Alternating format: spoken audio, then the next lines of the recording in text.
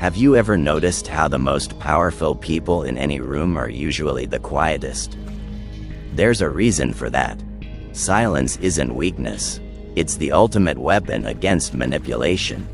And most people will never understand this because they're too busy talking, too busy reacting, too busy bleeding their intentions all over the floor for everyone to see. We live in a world where emotional leverage is currency. People trade in your reactions, your vulnerabilities, your predictable patterns. They study you like a predator studies wounded prey. And the moment you become readable, the moment your emotions become exploitable, you've already lost. But here's what the ancients knew, what Machiavelli whispered to princes in dark corridors, what Marcus Aurelius carved into his private journals. The person who controls their inner world becomes untouchable in the outer one. Before we go deeper, if you're serious about becoming psychologically unbreakable, subscribe now. Most people will watch this and do nothing. But you're not most people, are you? Let's start with something that sounds counterintuitive. The first power move isn't about building walls.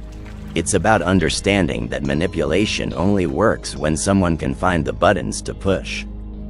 And here's the brutal truth. Most of us come pre-wired with our buttons exposed. We wear our triggers like name tags. Our ego, our need for approval, our fear of rejection, our desire to be right. These aren't personality traits. They're open wounds that others learn to press.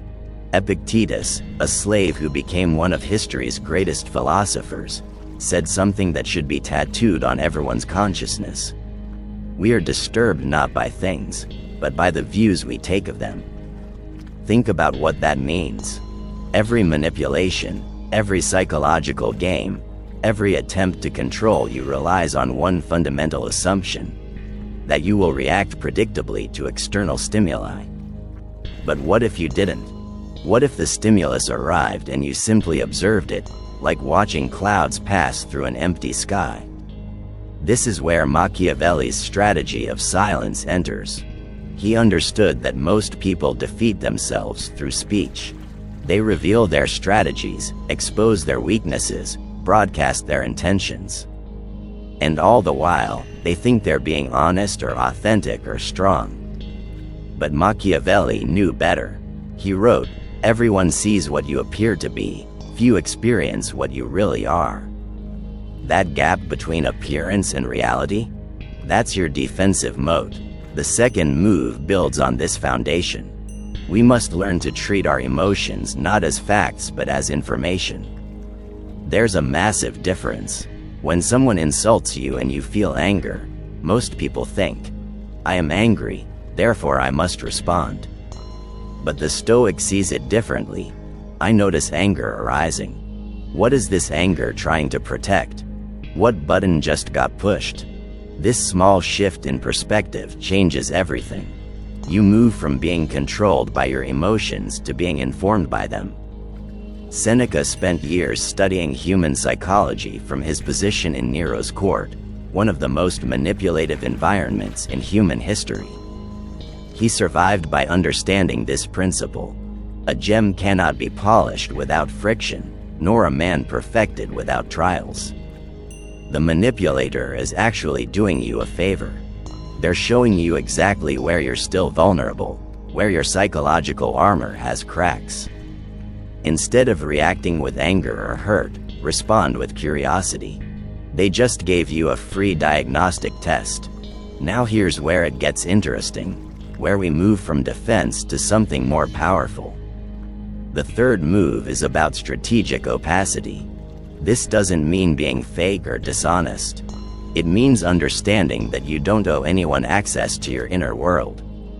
Machiavelli advised that a prince should be like a fox and a lion, cunning enough to recognize traps and fierce enough not to fear them.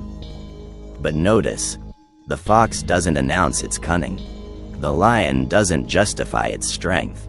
Most manipulation happens because we volunteer information.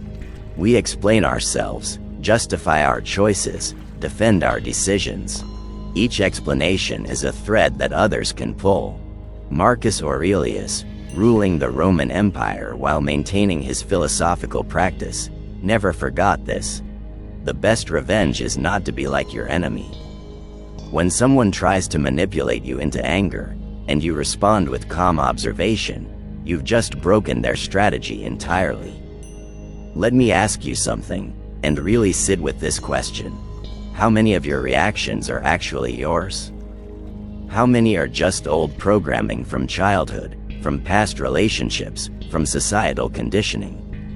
Most people are running emotional software installed by others, and they think these automatic responses represent their authentic self. They don't. They represent your conditioning, and conditioning can be observed, understood, and ultimately transcended. The fourth move requires brutal honesty with yourself. You need to audit your own psychology like Machiavelli would audit a fortress. Where are your weak points? What makes you predictable? For most people, it's the need to be liked, the fear of conflict, the desire to be seen as good or moral or right. These aren't virtues. They're vulnerabilities dressed in respectable clothing. If you're still with me, if this is resonating somewhere deep, hit that subscribe button. This channel exists for people who want psychological sovereignty, not comfortable lies. Nietzsche, who understood power dynamics better than almost anyone, wrote, "He who has a why to live can bear almost any how." The manipulator wants to control your why, to make you chase their goals, value their opinions, fear their judgment. But when you have a clear why, when you know what you stand for at a level deeper than social approval, manipulation loses its grip. You become like water. They can't get a hold of you because there's nothing solid to grasp. The fifth move is about creating space between stimulus and response. This is Viktor Frankl's great insight, born from surviving Nazi concentration camps. Between stimulus and response, there is a space. In that space is our power to choose our response. In our response lies our growth and our freedom. Every manipulator is trying to collapse that space, to make you react instantly, emotionally, predictably. Your defense is to widen that gap. Practically, this means when someone says something designed to trigger you, you pause. Not a long dramatic pause. Just a breath, just enough time to think. What is this person trying to accomplish? What do they want me to feel or do? The moment you ask these questions, you've already stepped outside their frame. You're no longer in the game. You're watching it from above. The sixth move requires understanding something most people never grasp. Your attention is your most valuable resource, and every manipulator wants to steal it. They want you thinking about them, worrying about their opinion, trying to decode their behavior. This is how they control you even when they're not in the room. The Stoics had a principle for this: don't let the behavior of others destroy your inner peace. But here's the deeper layer. Machiavelli observed that most people are governed by two primary forces: love and fear. Manipulators use both. They'll make you fear their disapproval or rejection. They'll make you chase their love or approval. But what happens when you're governed by neither? What happens when your inner state isn't dependent on external validation? You become what the Stoics called indifferent to these forces. Not cold, not uncaring, just uncontrolled by them. Jung understood this from a psychological angle. He wrote about the shadow, the parts of ourselves we deny or hide. And here's the crucial insight: manipulators have an instinct for your shadow. They sense what you're afraid to acknowledge about yourself, and they use it as leverage. The person who's afraid of being seen as weak will do almost anything to avoid appearing vulnerable. The person who's afraid of being seen as selfish will sacrifice endlessly to prove they're not. Your shadow is your pressure point. So the seventh move is shadow integration. You have to face what you're afraid to admit about yourself. Yes, you have selfish impulses. Yes, you have aggressive instincts.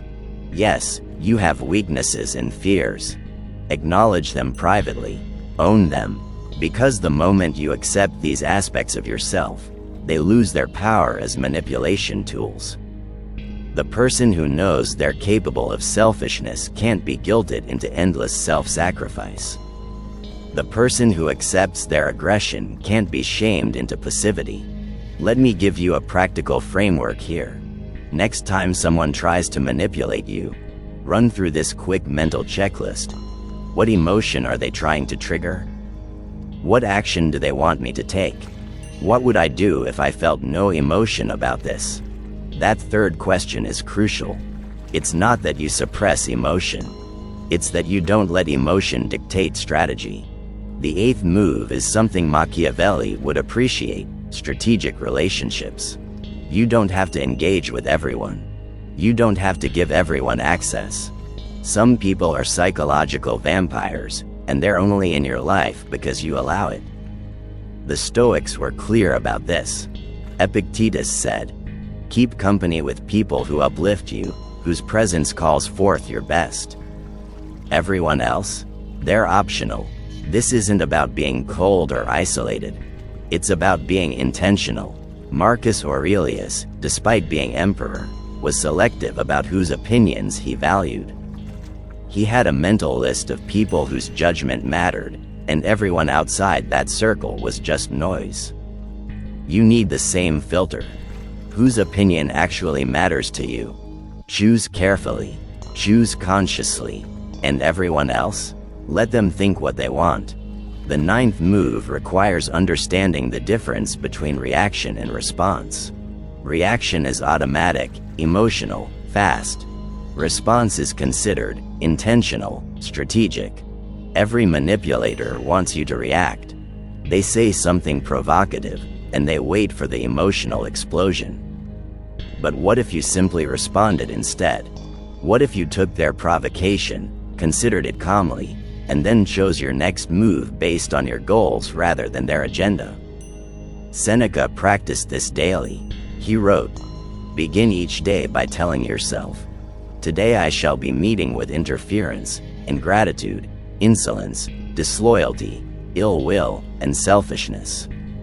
Not to be pessimistic, but to be prepared. When you expect attempts at manipulation, they lose their surprise factor. You're not shocked. You're not thrown off balance. You simply think, "Ah, here it is." Just as expected. And finally, the 10th move, the one that ties everything together. Live by principles, not by reactions.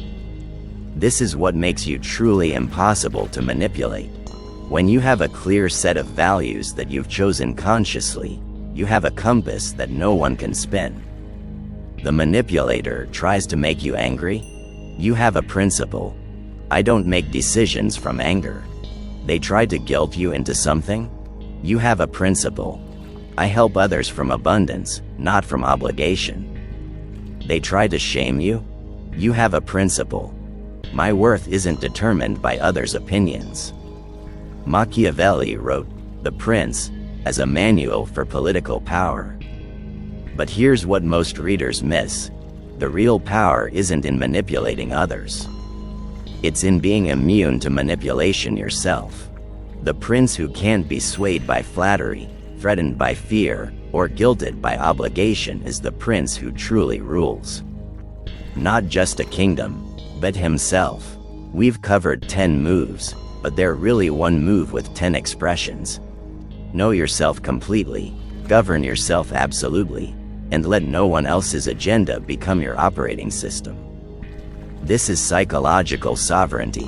This is what the ancients practiced. This is what the manipulators fear most.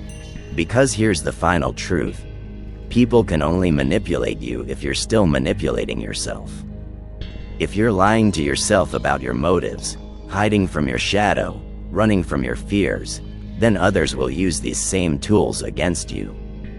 But when you face yourself with complete honesty, when you integrate all the parts of yourself you were taught to deny, when you stop seeking external validation for internal worth, you become like a smooth stone. Nothing sticks. Nothing penetrates. You remain untouched. So let me leave you with this. The path to becoming unmanipulable isn't about building higher walls or developing thicker skin. It's about becoming so clear, so honest, so integrated that there's simply nothing for the manipulator to grab onto. You're not playing their game anymore. You're not even on their board. You're somewhere else entirely, living by your own rules, governed by your own principles, answerable only to your own conscience. Subscribe if you want more insights like this. Share this with someone who needs to hear it. And remember, the work begins now, in the space between this video ending and your next decision. Will you react, or will you respond? The choice, as always, is yours.